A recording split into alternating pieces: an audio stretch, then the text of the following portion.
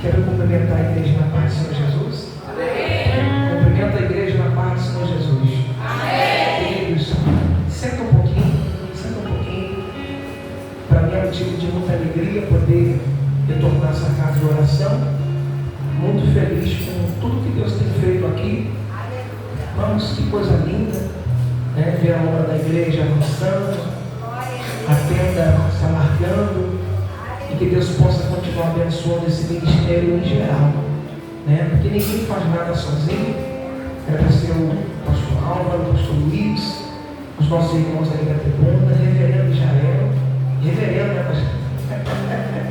Uma honra poder revê-lo, daqui o Senhor me conceda, firme, reverendo Luiz Cláudio também, experienciamos mais dessa casa, meu Deus do céu, Deus abençoe, amém? Amados, a todos que congregam nessa igreja, Deus abençoe vocês, os visitantes, cooperadores, os músicos, pode ficar à vontade, tá? Vocês vão me ajudar a pregar, e a gente tem que fazer uma combinada de começar. Quando eu subir, você sobe.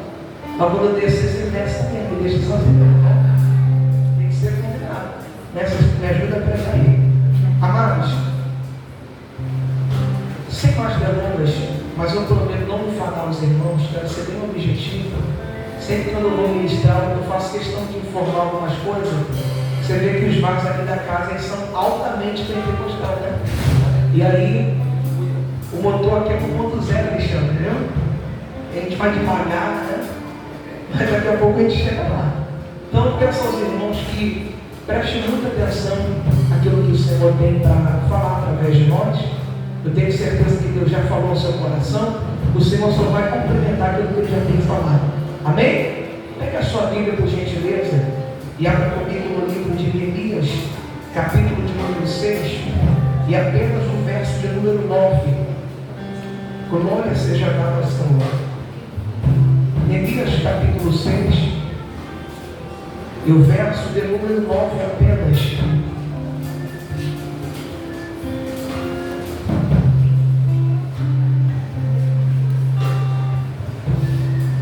Glória a Jesus. Aleluia. Neemias capítulo 6, verso de número 9. Espírito, enche a minha vida, Espírito, enche a minha vida, enche-me com teu poder, pois de ti eu quero ser. Espírito, enche o meu ser. Mais uma vez, vamos adorar o Senhor. Espírito,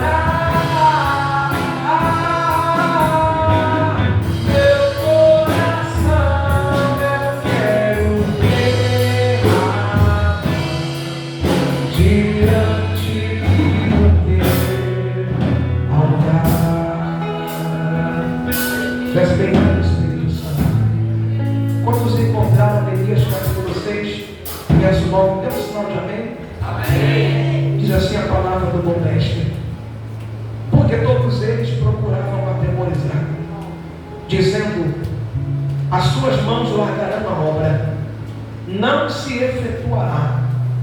Agora, pois, ó Deus, esforça as minhas mãos, porque todos eles nos procuravam atemorizar, dizendo: as suas mãos largarão a obra e não se efetuará.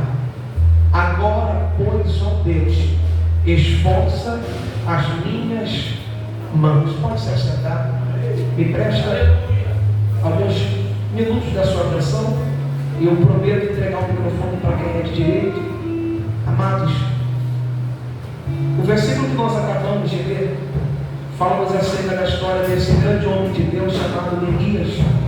Mas para que nós venhamos ter um entendimento mais completo daquilo que o Senhor mostrou no coração, eu quero lembrar que algumas coisas, algumas histórias passadas, ainda no livro de 2 Crônicas, capítulo 36, Deus levanta um profeta por nome de Jeremias. Qual o nome dele, gente? Além de outros profetas que Deus havia levantado, Jeremias foi o profeta. Agora ele vai profetizar antes do cativeiro.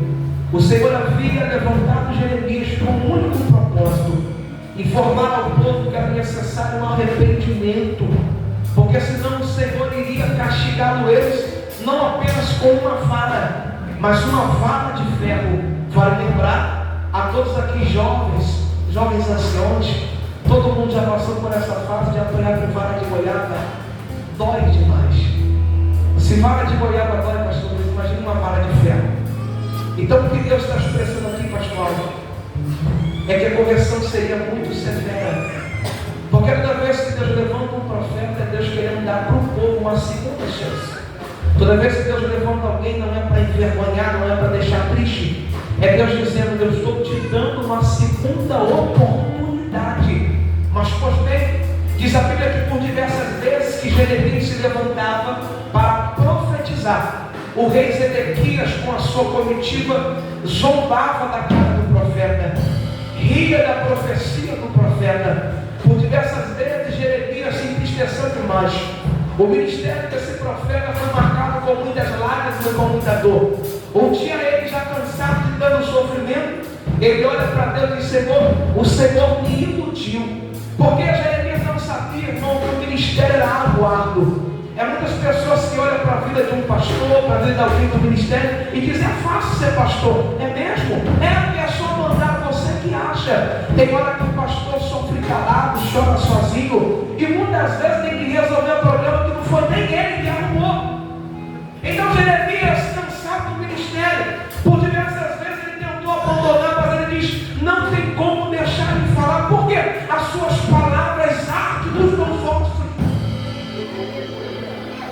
Uma vez quando Jeremias foi profetizar, jogaram o profeta dentro de uma cisterna que estava cheia de lama, e o profeta atolou, ao ponto de pessoas terem que juntar tecido velho, jogar dentro do calabouço e tirar a alma de Deus dali. Deus havia alertado por diversas vezes o seu povo que era necessário um arrependimento, mas o povo não quis dar ouvido. Zombavam do profeta, riam do profeta, caçoavam do profeta. Mas agora para a Bíblia glorifico a Deus, porque podem rir do profeta, zombar do profeta, podem não gostar do profeta, mas as palavras que Deus colocou na boca do profeta, ela vai acontecer. Mas Senhor, é que nós precisamos entender. Não precisa gostar do profeta, não precisa ir com a cara do profeta, mas é obrigado a respeitar a profecia que Deus colocou na boca do profeta. Diz a Bíblia que essa vara de ferro chama-se Nabucodonosor. E quem é Nabucodonosor, gente? Nabucodonosor é o rei da Babilônia, a grande Babilônia, aonde esse homem chegava. Diz a Bíblia que ele conquistava, vencia, e o próprio Deus levanta Nabucodonosor para que ele viesse aprisionar Israel.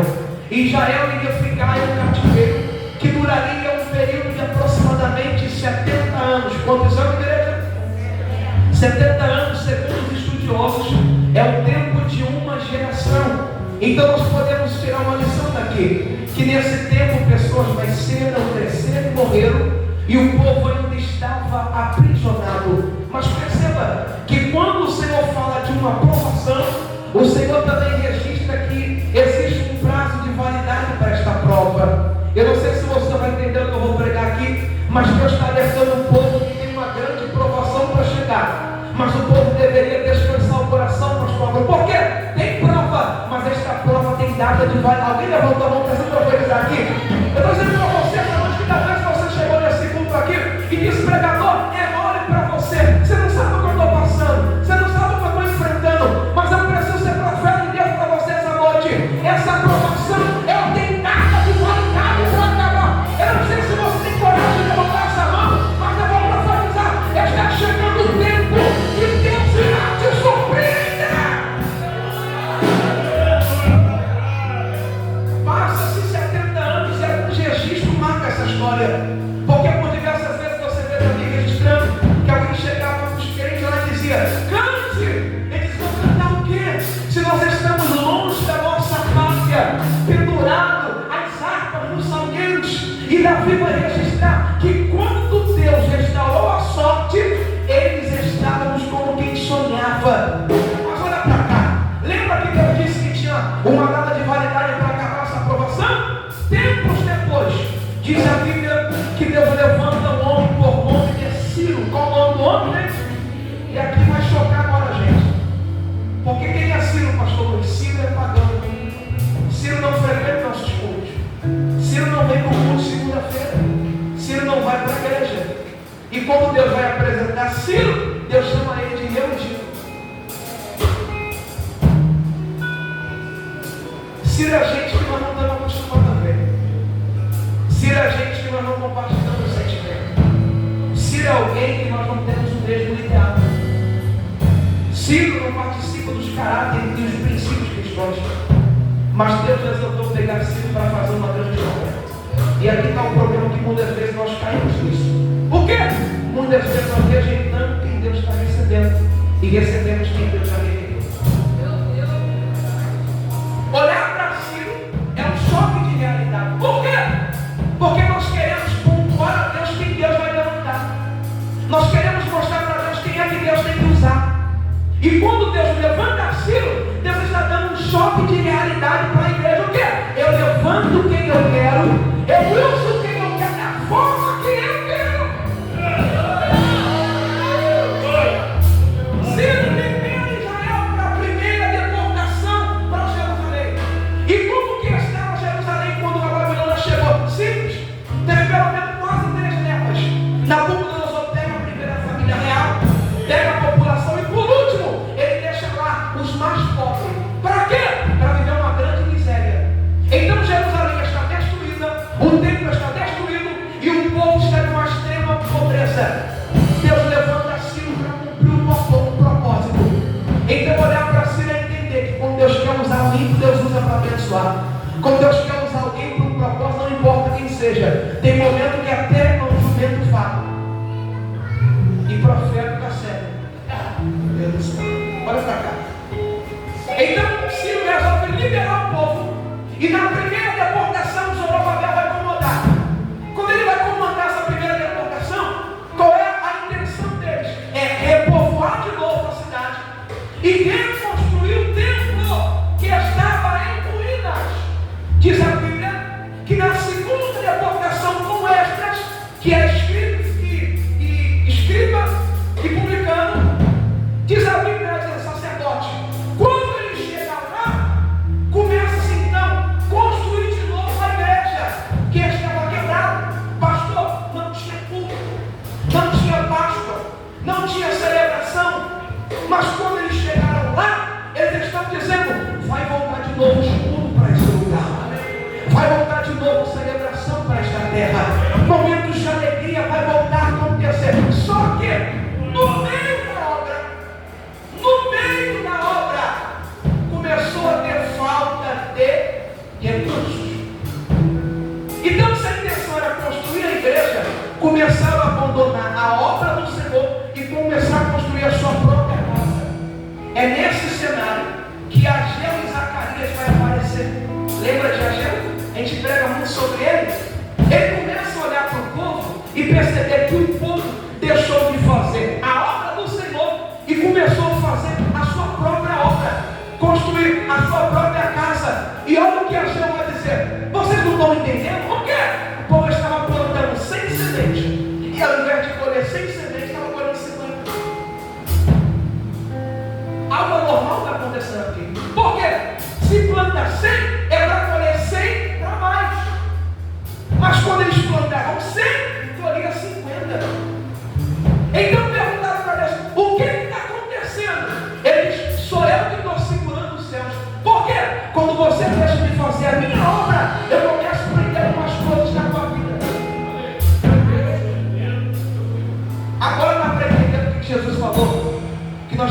primeiro buscar o reino de Deus e a sua justiça, e as demais coisas nos serão acrescentadas, é o céu dizendo: enquanto você cuida da minha obra, eu cuido de tudo que você precisa. Alguém levou para o meu favor? Eu preciso profetizar para você aqui. Talvez alguém está dizendo: como é que pode? Você é muito doido. Olha como é que está a tua raça, olha como é que está a tua família, e você vai para a igreja. Mas o Deus não entende que enquanto você está aqui, Deus está indo lá e transformando o cativeiro. Aleluia! Por que parou a obra? É simples, está faltando recurso. Aí a gente entra, capítulo 2. Minha é a prata, meu é o ouro, diz o Senhor dos Exércitos. É Deus dizendo: se é recurso que vocês precisam, o dono do recurso acabou de chegar. Eita glória! A Gel disse assim: vem cá. Olha para essa construção, está vendo? Quem viu esse primeiro templo de pé? Quase ninguém. Mas se tivesse alguém ali, quem viu a primeira casa como era? Era linda, era maravilhosa, era uma bênção. Aí Deus usa a boca de Ageu e diz assim: ó, mas a segunda casa será maior do que a da primeira. É ele dizendo: se antes era bom, se prepare, que o que eu vou fazer será melhor.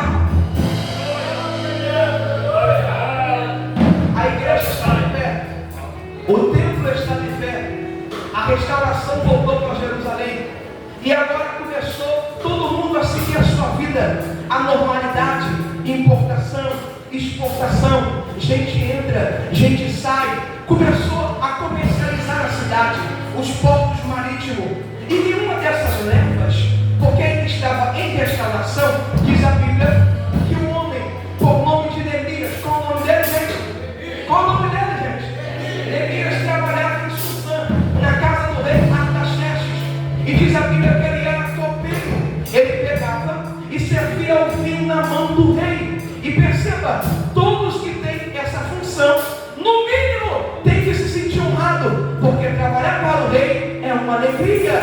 Diz a Bíblia que nessa percepção, o rei olha para ele e percebe que o semblante dele, por mais que ele tente disfarçar, não está normal. E aqui eu quero pregar uma palavra para a gente, porque nós passamos a vida inteira aprendendo que não podemos falar para ninguém que tem problema. Nós aprendemos a dizer que vai tudo. Opa!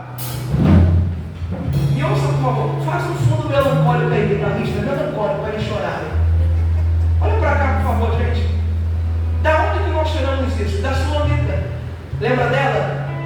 Ela era uma moça que era casada, muito bem de condição financeira, não tinha filho. O profeta disse que ela iria gerar.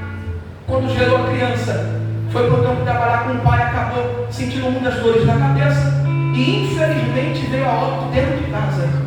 Ela pega, coloca o jovem no quarto do profeta e vai até o Carmelo encontrar com ele. Quando ela vai até ele, perceba que quando ela chega, Eliseu de imediato pede para Geazi perguntar como que ela está. E Geazi faz 3 perguntas para ela. Quantas perguntas? A primeira pergunta que Geazi, quando se apresenta, pastor, disse para ela: como que você está? Ela diz: vai tudo? Perfeito. A segunda pergunta, ela pergunta assim: e como é que está o maridão? O maridão? Está tudo? Só que agora está quebrando por dentro. E o filhão? Como é que está o filhão? Também está tudo? Mas estava tudo bem? Como é que estava o filho dela? Como é que estava aquela moça por dentro? É que nós aprendemos a camuflar sentimento. Nós estamos a vida inteira ouvindo na igreja que não podemos falar para o homem, não podemos falar para ninguém os nossos problemas, temos que falar só para quem? E hoje vivemos o maior índice de gente com problemas psicológicos. A doença do século ficou batizada de quê? Depressão. E o que é uma depressão? É um problema mal resolvido lá atrás. Que a pessoa finge que está tudo bem e vai avançando e está cheio de dano nas costas. Do nada está bem, do nada chora. Do nada está tranquilo, daqui a pouco quer se matar. O que é isso? O que está acontecendo? É que nós aprendemos que não devemos falar nada para ninguém. Agora olha para a Bíblia. Para Geazi, ela diz que vai tudo, mas quando chega diante do profeta, a mulher chora descomunalmente. Sabe o que é isso? A questão é você precisa selecionar para quem você está contando os seus problemas. O problema não é desabafar, é com quem você está desabafando. Aprenda a selecionar pessoas certas. Tem gente que não tem maturidade para saber do teu problema. Mas quando você encontrar alguém com maturidade, alguém de Deus, chora até não ter mais lágrimas. Joga para fora esse peso que você está sentindo. De chegar na igreja, abrir um sorriso e vai tudo bem, mas por dentro você está pior do que o bagaço da laranja. Mas essa noite o céu de Deus aqui para te dizer: você é ser humano, eu te conheço, eu te formei, e nessa noite todo o peso vai sair da tua vida. Você vai voltar a sorrir. Glória a Deus. Gente, nessa comercialização do pessoal entrando e saindo, Neemias estava trabalhando e de repente encontrou com os irmãos dele o nome de Ananias. E ele perguntou assim: Alexandre, e aí, meus irmãos, como é que está o pessoal lá? Ele diz: olha, algumas coisas estão legal, mas outras coisas não andam bem. Como assim? Alguns irmãos nossos estão na miséria. E para piorar, o quê? O muro está em ruína. E nós paramos para entender, pastor, o que representa um muro? O muro representa proteção. Como que funcionava antigamente? O que era um atalaia? Um atalaia era aquele homem que ficava na torre, dirigia, e ele olhava de longe o perigo e se antecipava os fatos. Por isso que a atalaia é aquele que já vê o perigo de longe. Ele está esperando o problema chegar. Quando chega, já está preparado. Pegou você? Os muros simbolizavam uma proteção. E do que adianta você ter um grande projeto se qualquer um tem acesso a ele? Gente entra e sai, faz o que quer. Os muros em ruína é jogar toda uma história por terra. Lembra que eles passaram para construir a igreja? Lembra que eles passaram para ficar de pé? Lembra que eles passaram para que o templo fosse construído? E aí, do que adianta o templo de pé, o templo construído, o projeto de pé, se qualquer um entra e sai a hora que quer? Não tem proteção, não tem segurança. Diz a Bíblia que Neemias sentiu no coração. Ele sentiu no coração e ficou um tempo orando. Por quê? Porque existe o tempo certo de falar e existe o tempo certo de ficar calado. E qual é o nosso maior problema? É que nós sentimos a pressão. Aonde que nós não defendemos errado? É que você sentiu de novo. Tem hora que é preciso sigilo. Tem hora que é preciso mais oração para Deus poder desenrolar algumas coisas com você. Quando Neemias percebe isso, e o rei percebe que ele está meio triste, ele então abre o jogo para o rei e diz: ei, o meu povo está passando por muita dificuldade. E eu preciso lá fazer alguma coisa. Esse é o primeiro sentimento que precisa voltar para a igreja. Me pergunte qual? Sentir a dor do próximo. Tem um grande pregador que diz por aí que se a dor do teu próximo não te incomoda, você está pior do que ele. Hoje estamos vivenciando dias difíceis sobre a terra. Tempo onde existe igreja se levantando contra igreja, líderes se levantando contra líderes. E quem perde no final dessa guerra somos nós mesmos, porque não vemos mais o paralítico andar, não vemos mais as pessoas querendo entrar na igreja. Hoje, se algumas pessoas descobriram um trabalho que o camarada é crente, não quer contratar. Por quê? Porque usaram o nosso nome, vestiram a nossa roupa, falaram que é nosso e estão envergonhando o evangelho. Mas essa noite Deus está levantando gente com coragem, gente que não se envergonha, que não tem medo de pregar a verdade, como que tu é, como se eu me mostrar. Essa semana, dia 1º de dezembro, eu tive uma experiência muito boa. Quando trabalhava na unidade militar do quartel, eu tinha um sargento que era meu chefe. E ele ensinava todo dia para mim mentir para ele. Quando o chefão chegava, dizia que ele não estava lá, estava doente, e toda vez que ele vinha me interpelar, ele dizia assim: ó, não vou mentir não. Se o senhor quiser, o senhor dá o teu jeito, mas mentir eu não vou mentir não. Porque depois o senhor é o primeiro a acusar que eu sou mentiroso. E por diversas vezes ele tentava: não, fala que eu fui ele, não vou falar nada. Se o senhor quiser, fala o senhor. Era meu chefe. Mas toda vez que ele pedia para me dar um jeitinho brasileiro, eu me posicionava como cristão. Passou-se um tempo, Ele foi transferido. E eu recebo um convite no meu zap. Meu nome era da Conceição. Na Conceição, fala comigo, meu chefe. Quero te convidar para o aniversário do meu filho de 1 ano. Aonde? Em Campo Grande. É longe, mas eu vou. Peguei minha família, coloquei no Batmóvel e fomos lá para Campo Grande. Quando chegou na hora do aniversário, a hora do parabéns, porque não sou um crente, deve nem querer oração nem nada, para não ficar nosso cantinho aqui. Daqui a pouco ele pega o microfone do animador e diz assim: gente, boa tarde para todos. Quero chamar um nome meu aí.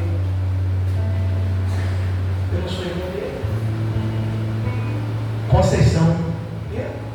Quero que você olhe pela minha família, porque esse aqui é o nome de Deus. Você renuncia hoje para amanhã o céu te reconhecer diante de pessoas. Ei, olha para cá! Não adianta, irmãos, fazer parte de esqueminha que existe por aí, porque o que mais tem é crente enrolado. Mas essa noite Deus está dizendo: se tiver disposição, pode dizer não agora, lá na frente o céu vai te honrar. Eita glória!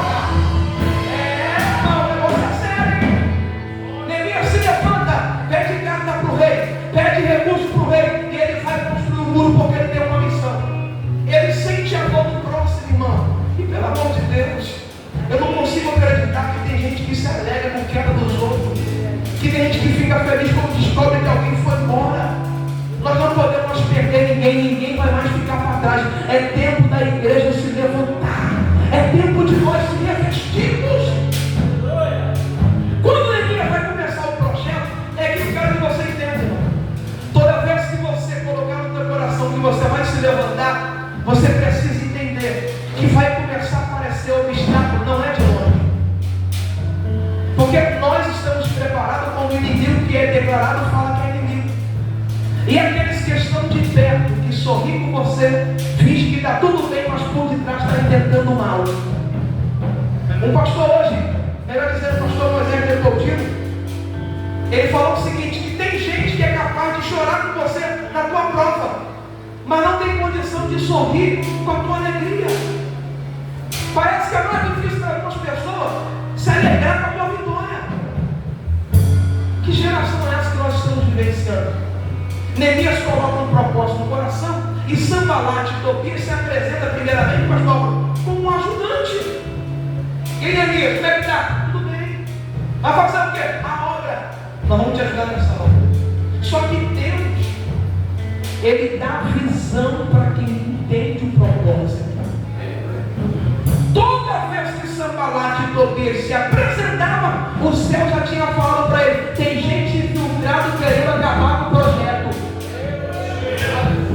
A primeira coisa que Neemias vai fazer é se separar com gente que não é para andar. Aleluia. Gente, pelo amor de Deus, o problema nunca foi questão de roupa. A questão aqui nós estamos falando de caráter.